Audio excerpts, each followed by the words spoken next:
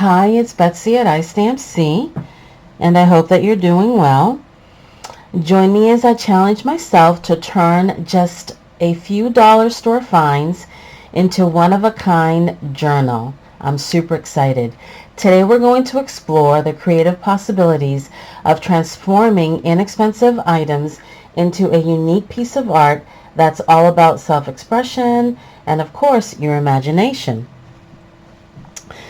A lot of people assume that crafting has to break the bank, that we need the most expensive supplies to create something that is inexpensive into a unique piece of art that truly it's all about self-expression. So I plan to partake in the Dephemerember event. That it's an event that it's about an ephemera prompt list hosted by Louisa Hensel, I believe. Pardon me for the mispronunciation, and 49 and Dragon here on YouTube. It'll be my first time participating and look forward to the daily challenges. I'll definitely post more information down below and hope that you'll consider joining along as well. So in terms of the materials, you will need alcohol inks of choice, the alcohol solution, the applicators, felt, some cheesecloth, plastic gloves, which are super important, and of course these are the Dollar Tree finds that I plan to use. They're 5x7 and it's an acrylic board. If you want, you could consider using some fabric. I do plan to use some fabric. Scraps of digital paper, or if you'd like, you can use the digitals that are being offered by the ladies hosting this event. You don't have to use these corner brads, but I think I might. I'm not 100% sure, and I will need this nifty tool to help me add them to the corners of my covers. So let's, I did want to share, you do need a non-stick sheet of some sort and your glue of choice. Okay, so let's get started. I will before I put my gloves on, I do want to share that I went ahead, as I was experimenting, I've already created the cover, and today what we will do is work on, this is the front cover, we're going to work on the back cover. But is that not cool? So fallish, ready for some snow, especially out here in New England. So I will move these aside and put on my gloves.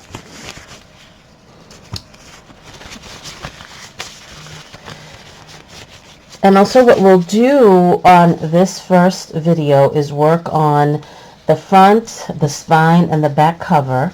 And then we will, on my second video, we'll work on the signature pages and a bit more. So what I did is I chose, of course, theme colors that represent kind of like what I have in mind for the pages and the embellishments that I plan to use. So you apply, my camera doesn't like white, so you apply just a few drops of the alcohol ink and you start dabbing it on the acrylic block. Okay, like so. You want to start lightly and it dries pretty quickly in my opinion. I did not use my heating tool. And then I want to use a little bit of red pepper. This one was butterscotch. I believe they still, I don't know if they have these colors, as I've had these inks for over 15 years. But this is the effect that I was trying to achieve. Now, I also want to keep in mind, I want to share a little tip. When you're applying the inks, you want to, before you start applying the inks on your surface, you want to keep in mind the back paper that you're going to be using and what are the colors that you hope to blend. So I did this yesterday, but I did end up getting a little bit of ink. It seeped underneath, so I said, you know what, let me remove it before I completely ruin the back page. Okay, so that's that one. So I use butterscotch and red pepper. Now I want to use a little bit of lettuce. And I try to use 2 colors to a felt piece, just so that I'm not totally wasting. And it's all how you angle the your applicator. So I want the green here and the green on this side, like so. Try not to block that. And then in the middle here, I want sunset orange, and I'm going to do it like so.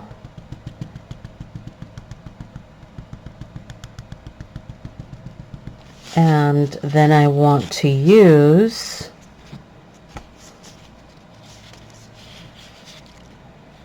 sailboat blue. And I want to move this just to show you how much I'm applying. And I want sailboat blue on this side, and I kind of want it here, and I kind of want it here. And again, the paper itself that I'm using in the back already has some color, so I don't want to oversaturate my board.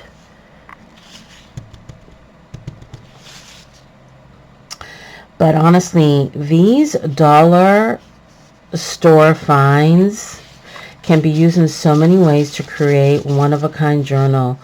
The possibilities are truly endless, truly are. And sometimes if you go back to that spot, it'll start to kind of bubble, and I really love that effect.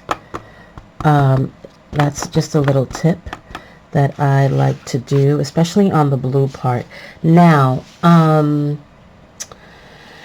I want to add a little bit of the, and just to show you the effect that takes place when you add a little bit of the alcohol blending solution, it will clear up your color a bit more, and I really do like that effect. And then you can go back in if you feel like, to me right now, that's like too many blotches, if you will. But I wanted to show you what you're able to achieve, so I want to go back in and dampen that just a little bit more and not have such pronounced lines, if you will, of those bubbles. Okay, now I want to just cover a couple of these because I don't want to spill this on top of my acrylic block here and acrylic board, and I want to quickly lift and look at where I'm at, and I really do like the effect so far. I might just do, no, I think I do. I like it just like that. I hope you can see what I'm seeing as well. But it truly is so cool to play around and experiment with some of these inexpensive items from the Dollar Tree and turn them into something truly, truly special.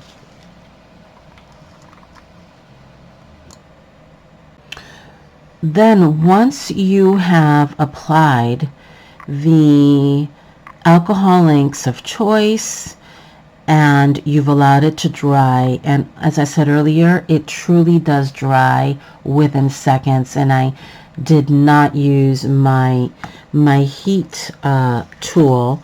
What you want to do is grab your 5x7. This is the back piece, and you want to flip it over like so, okay?